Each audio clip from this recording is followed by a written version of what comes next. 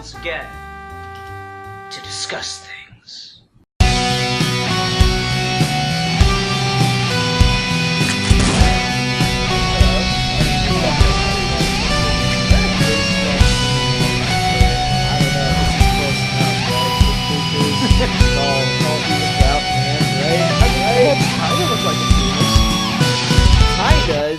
Fucking pay any attention to the subtext of those movies?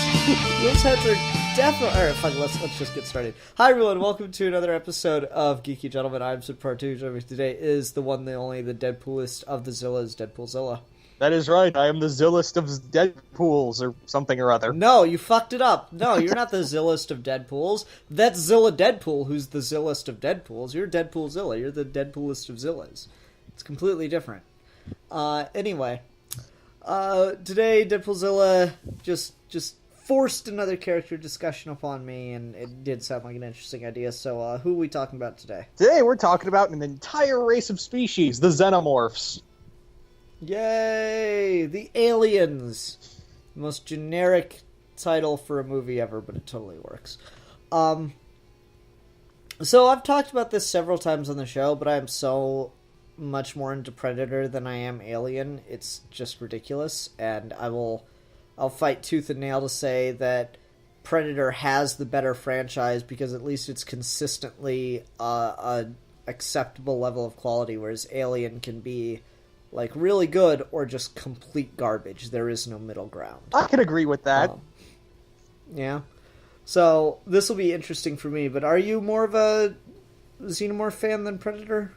I would say I'm more like on equal ground with Alien and Predator. But I will say that I started watching Alien films long before I saw Predator films. Okay. All right. So I don't know. You suggested it. Where do you want to start with this? Well, I guess I want to start off by saying that the Xenomorphs are kind of unique in that of all the like slasher and sci-fi movie villains and monsters, in a weird way, you could argue that the Xenomorphs are the most innocent. Yeah, because they're just doing what's in their nature, right? Yeah, they're just animals. Yeah, I mean, they're fucking evil animals, but they're like ducks. Let's talk about this at work. Ducks are fucking awful. Damn exploding spike penises. I know, and their fucking maze vaginas, just everything about them is horrifying. Did you ever kind of like Xenomorphs? Did you ever see like that video of what was it? Duck Facts or something like that, where the guy was making a mock Morgan Freeman voice talking about ducks? Yes. I remember watching that with a look of horror on my face about when we got to the duck penis. Yep. So anyway, no, Xenomorphs are just everything about them is terrifying. The imagery of rape connected to the Xenomorph is just the definition of horror, in my opinion, because it rapes its way into you, it rapes its way out of you, and then it rapes you to death. Like, everything about their life cycle is designed to kill and rape you at the same time. It's horrific. What do you expect from H.R. Giger? The dude's a freak. Yeah, no, I mean, it was funny, we were talking about this. Like, we started talking, and we just got onto penis-shaped imagery connected to the Xenomorph, and that's all definitely there. There's also the biomechanical imagery with them, and that's really creepy, too. The exoskeleton is just everything about it. Like, imagining a bug that fucking big is just terrifying. And then it's even worse when you get to, like, the queen of the Xenomorphs, and she's just, like, shitting out eggs, and they're, like, just the slimy, gooey creepiness of it all. Ugh. It's all, it is all about, I guess that was kind of what Scott and, Giger were trying to convey with the Xenomorph, is that it's all about just looking and acting just in total violation of your body. And it's when you first see that first chestbuster scene in Alien, for the very first time, you can't help but go, I shouldn't be watching this. Like, this feels, forced. It's It's like you're watching a rape from the inside out. No, definitely. That's the whole point of the imagery, and I think that it's very telling that, you know, you have Ripley, and then there's just the one other chick in the first Alien movie. I can't remember her name off the top of my head. Lambert? Okay. Yeah, you have Ripley and Lambert dies, but it's off screen, and Ripley survives, so it's all the men who get raped. And the imagery connected to that, the choices connected to doing that is meant to horrify particularly a male audience, to give them, I feel, a sense of that dread and that fear. Like, you could almost, I don't know how funny the video would be, but you could almost make an Alien parody video where, like, you dub over the Xenomorphs and have them saying a bunch of, like, dude bro, you know, rapey things to the people that they're about to kill. And then in comes Chris Hansen. Yeah, right? You could do that, and it would fit thematically, if nothing else. Oh, what are you doing all here alone, huh? When you were just asking for this kind of thing. Like, you could fit that in there, and it probably wouldn't be all that funny, but it might enhance the horror in a weird way. Because that's just kind of what it's all about, is taking that feeling, that dread, and shifting the perspective to a male audience that usually doesn't think about these things. So yeah. Cheery discussion about rape here on Geeky Gentlemen. And again, the weird thing is that they're not doing this intentionally. They're just doing this by a biological standpoint. Yeah, and then, I don't know, how do you feel about the weirdness of having them be engineered by the... I fucking hate it. Yeah? You don't like that this is... You don't like the idea that they were designed as a weapon? I do not, nor do I like the idea that, you know, they were created by an android on a far-off planet, because it just completely skids off everything that had, you know, been planned for aliens and all that, and the just the alien mythos itself just feels kind of ruined in a way. Yeah, I don't know. I'm of two minds about it. I kind of sort of like the idea in Prometheus that they're created as a weapon, so, like, they are innocent in the fact that they don't choose to do this. They didn't evolve to be this way. They were just, like, designed this way, and there's nothing they can do about it. They're just animals living their life. But at the same time, yeah, that kind of takes away some of the mystery and the creepiness about them when you put that fine a point on the origin of their evolution. Yeah. Because, like, it's open... And there was something to the idea that, like, it just naturally evolved to be the perfect killing machine, as opposed to it was designed to be the perfect killing machine, you know? And I personally like the idea of evolution on different worlds is vastly different. You know, different environments create different beings, so yeah, I'm more inclined with the idea of, yeah, these things just evolved over centuries to be the perfect killing machine because, yeah, shit was killing them back, so they had to keep evolving.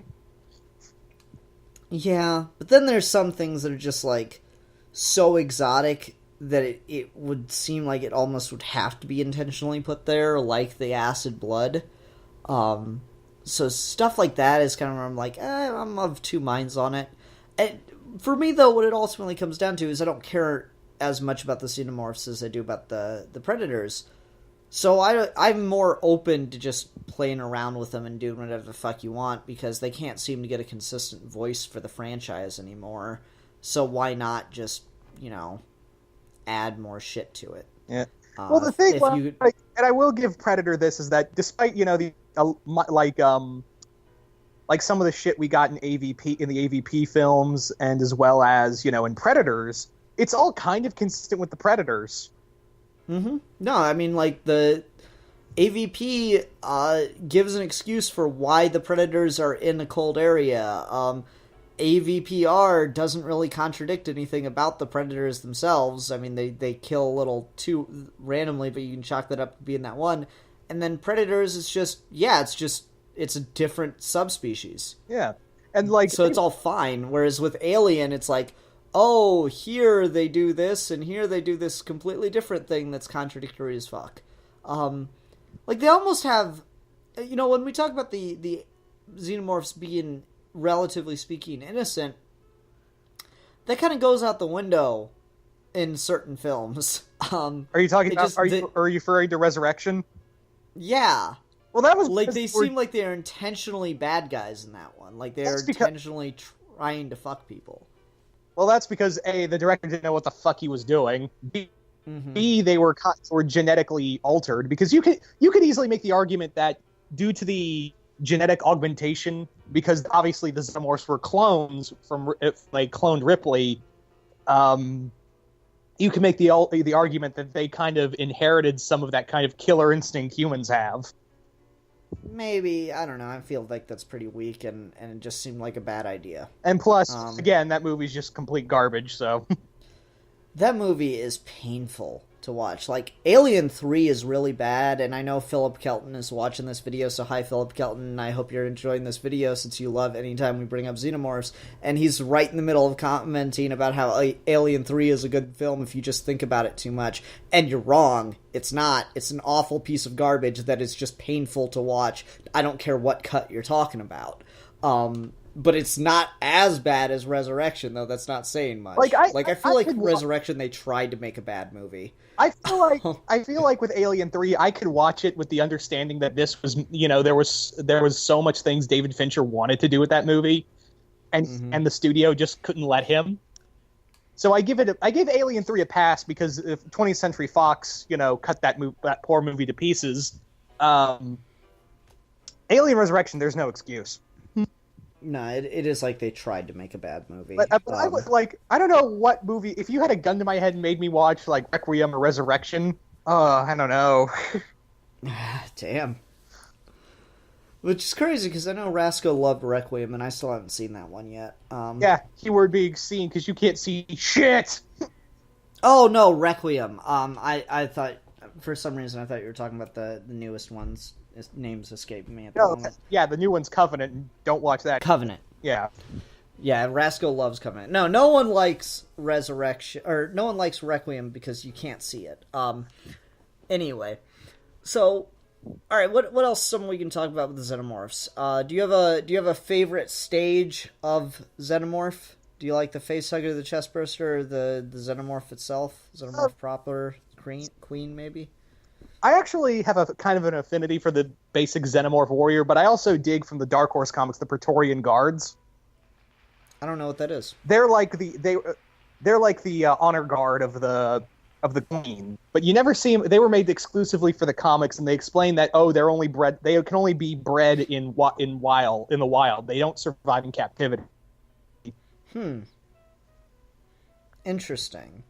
I like that. I like some of the designs I've seen from the comics. I really like the idea that the alien, the Xenomorph only takes in what makes it stronger, like the Sword of Gryffindor.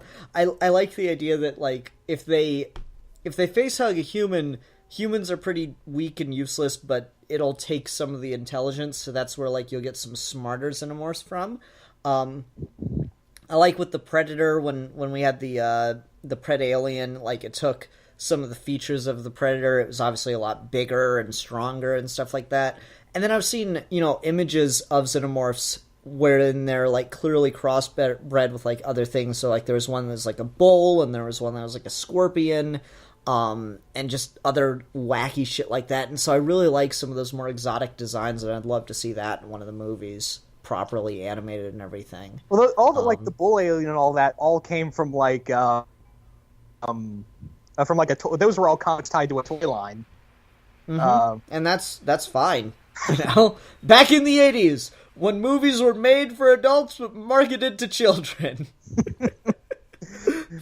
But like that it's interesting because, yeah, it was obviously a marketing decision, but it works so well with what we know about them. The fact that they breed with other species, it would make sense that, like, that would be the way for their evolution to make the most sense, if they got the acid blood because they took that feature, that genetic marker, from someone else. Because if you take the idea that the face hugger is the penis and your mouth is the vagina, right?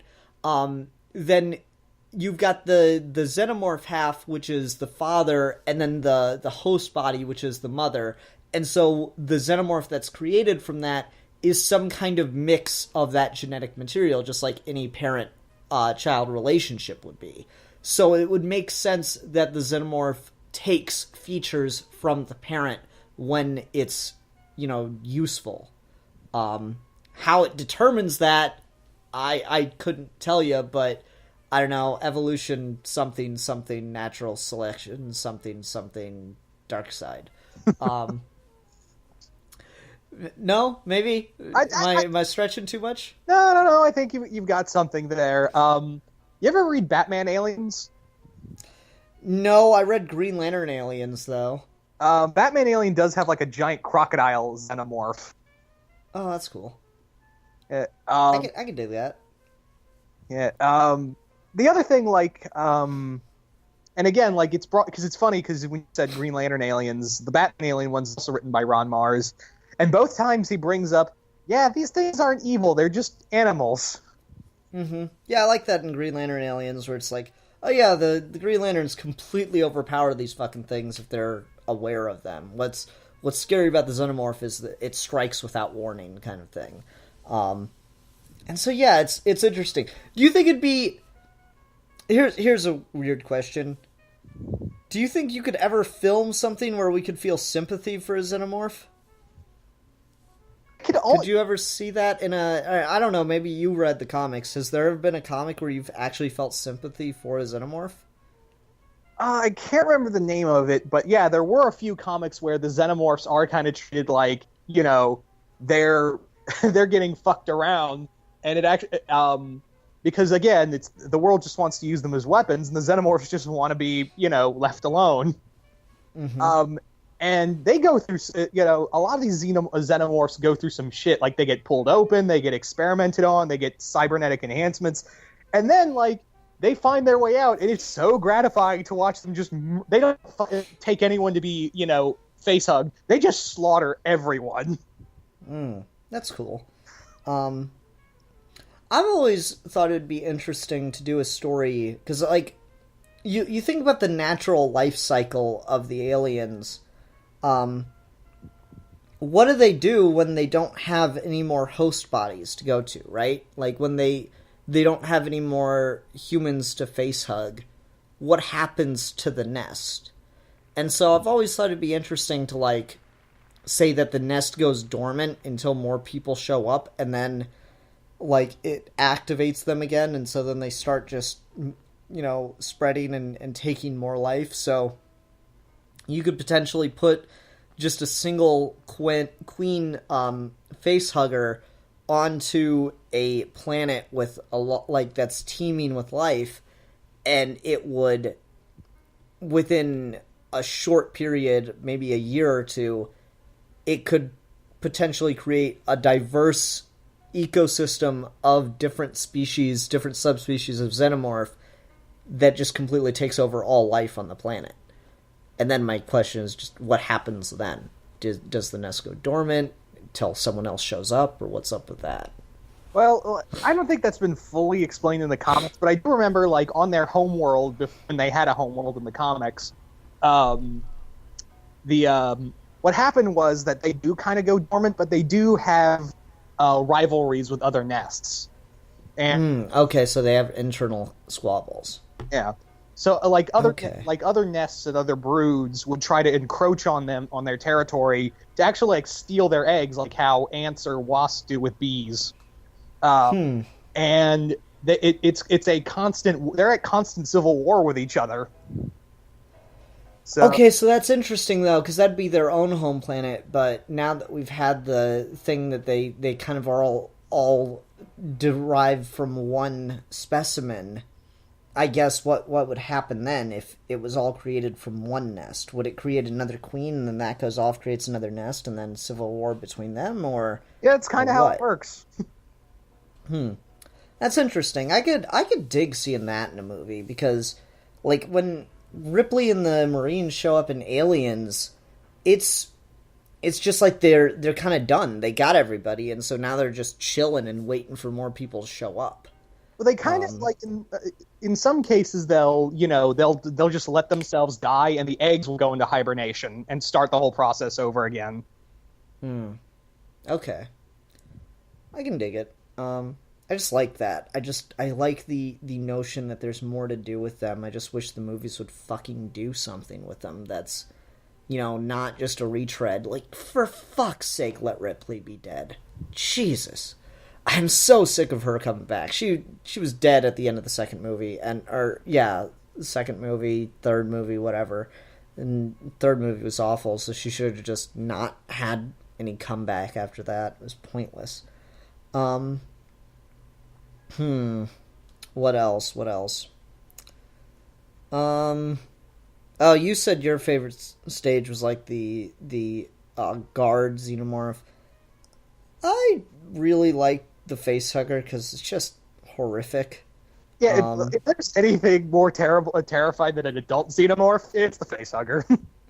Yeah, just the whole jump thing, and then the way it wraps itself around the neck and doesn't let go, all that stuff. It doesn't help that it looks really like a spider too. Yeah, right. And then what was it? It was AVP when they had them crawling around properly like spiders too. God, that was creepy. That's the thing. Like let's what are the two animals that people are most afraid of? Snakes and spiders. Let's now add a vagina mouth to it. Add a vagina mouth that's actually a penis. Exactly. Yeah. Now you've got nightmare fuel. Yeah, pretty much. Oh, Christ, that fucking movie. Just the whole design. Geiger's just a sick man. There's no getting around it.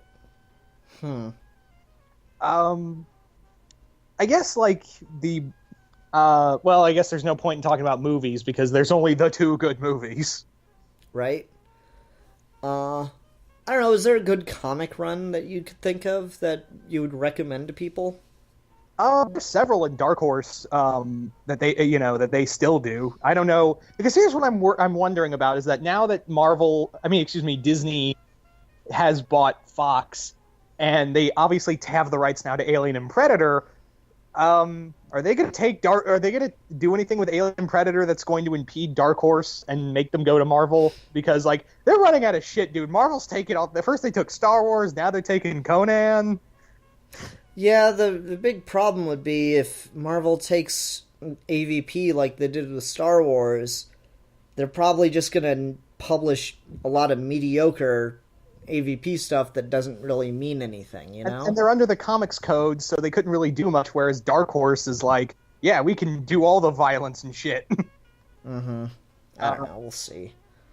But in terms of comics, I would say I think one of the best is a one-shot called Alien Sacrifice, which is a comic written and drawn by Mike Mignola. There's also Hive, which was the comic I was telling you about with the two, the Xenomorphs at war with one another. Hive's a really good one. Okay, that does sound like it'd be up my alley. Then I might have to go see if I can track that down. The one you'd probably love the most is Alien Labyrinth. Okay. Labyrinth is a very fucked up comic because it focuses on this doctor who meets this scientist named Dr. Church, who's trying to mentally alter the Xenomorphs, and Dr. Church's backstory is incredibly fucked up because he gets captured by the Xenomorphs, but I can't spoil it because you just have to read it for yourself. So Alien Labyrinth and Hive. Yeah, you'd recommend. Okay. I'll see if I can keep an eye out for those or check to see if I can find them somewhere online. One more, because I totally forgot. Alien's Dead Orbit, which is written and drawn by James Stokoe, who did Godzilla: The Half-Century War. Ooh, okay. That sounds exciting. That one just came out. I think it's in trade now. It just came out in trade last month, if I remember right. Okay, sounds cool. Need just a couple more minutes. What else can we talk about with Xenomorphs? You want to, since we're on the comics, any crossovers you read outside the Green Lantern one? No, like I said, I'm not a huge Alien fan, so I haven't really picked up crossovers for it. Like, I know that they did a bunch of DC crossovers, so I know we got, like, Superman versus aliens, and, like, Superman refused to kill him. I'm like, oh, come the fuck on, Superman. That's ridiculous. They are little rape monsters. You can't kill a rape monster. So it's actually Superman Alien's pretty good. So don't read Superman Alien 2 because it's just New God aliens in it. But what's the fucking point? Wait, did Darkseid just decide to breed an army of aliens? Yeah, but he does nothing with them. Oh, that's disappointing. There is a cool scene where a facehugger tries to grab Darkseid, and he just, like, it's only, like, moments away from his face, he grabs it and crushes it in his hand. That sounds cool. That sounds very Darkseid right there. Okay, let's do this. Who is a character you'd like to see the Xenomorphs crossover with? I would say, like, one I've kind of... we were going to get Star Trek Alien, but that got canceled. But I still... Aw, that's too bad. I would like to see that, but more like... Because it was supposed to be Next Generation. But I would say, like, just for the fun of it, I would have DOS Star Trek with Xenomorphs. I could see it. That could work. Yeah, Planet of the Apes would be fun. Just if you add Predator as well in that mix. I'm not digging it. Well, I've actually, like, personally, I think Planet of the Apes and Predator would work better because the Predator hunting the gorillas would be fun. Mm-hmm. Yeah, I could see that. For me, characters I'd like to see them cross over with that could be really interesting. I'd like another Green Lantern Aliens crossover. I feel like there's more that could be done with that could be interesting and wouldn't have to depend on draining the ring. I just feel like that's really too much of a get out of jail free card for characters, for writers with Green Lantern. Also, Kraven. I could read a Kraven Xenomorph story. That could be interesting. I could Venom go and for Xenomorphs could be cool. Ooh, I could go for Xenomorph X-Men. with imagine a Xenomorph with the Venom symbiote. X-Men Alien would be fun. I mean, the Brood are pretty much Xenomorph, so just have the real thing, right?